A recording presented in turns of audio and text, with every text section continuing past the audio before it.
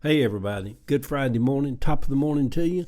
I really can say Good Friday this morning because it is Good Friday. Eddie William Sellers coming to you this morning from Atlanta, Georgia on a beautiful spring morning, top of the morning to you. It's Good Friday, Easter weekend.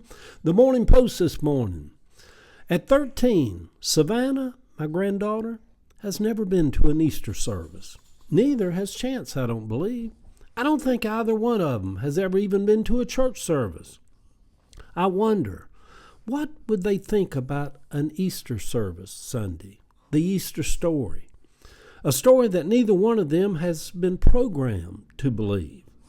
From what I know about Savannah, she would be bored to death, having to sit through it. She would question everything that was being stated as fact. And thus, when people start to question, they begin to exit the church.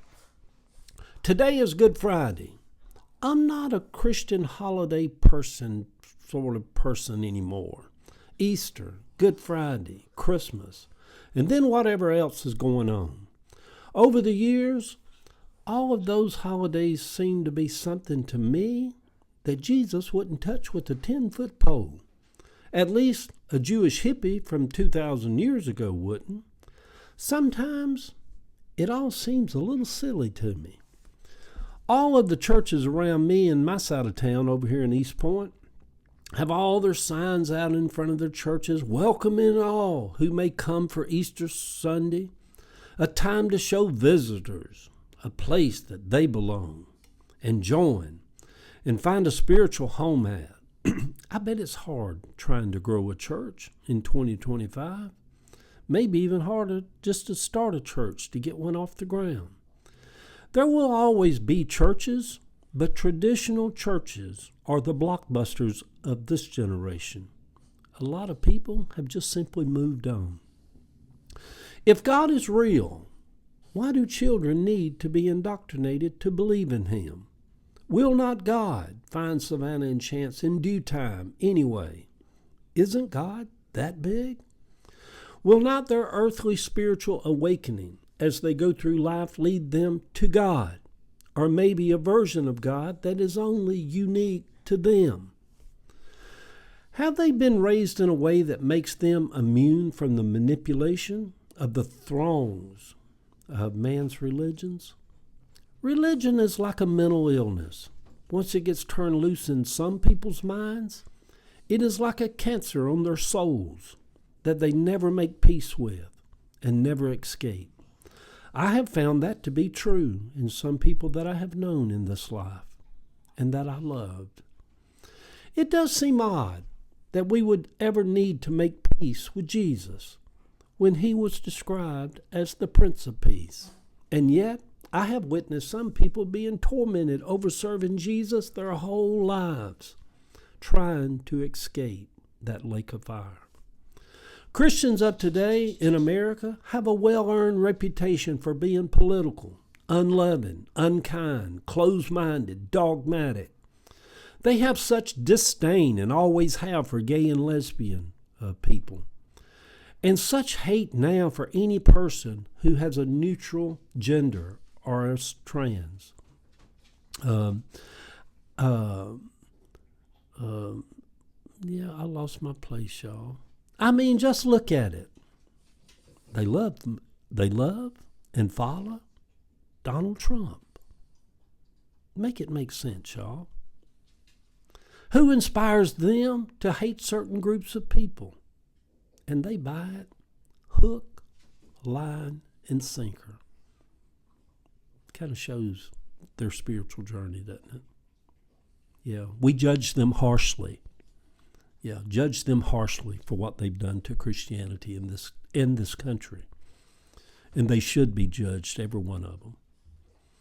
Yes. Can man prove that God is real? No, he can't. Can man prove that God is not real?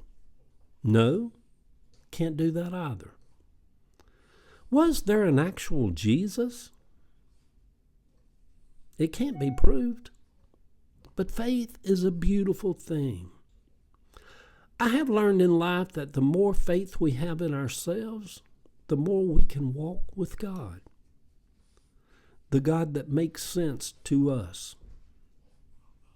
Maybe if we live a long life and explore all of this that we're exploring, maybe, just maybe, at some point, we outgrow God. Maybe, but maybe not.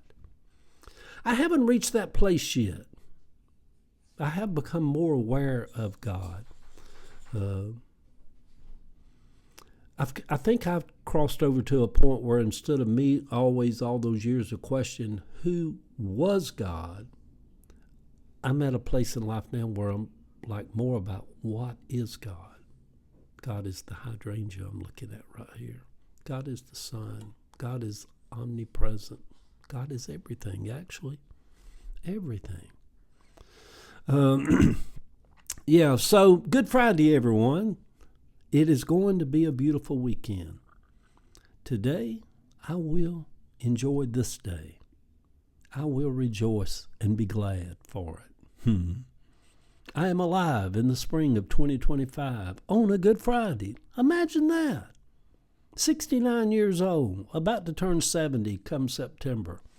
The picture over on my Facebook page, and some of you people that listen to me over on TikTok and other platforms, I'm on Substack, Facebook, Instagram, YouTube, doing my little morning posts and my little bit of writing, and then my little silliness and kung foolery. And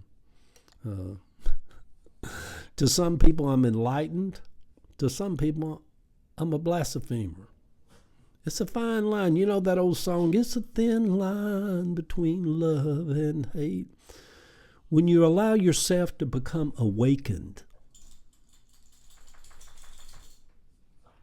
you walk a thin line between what some would say was a blasphemer, a heretic.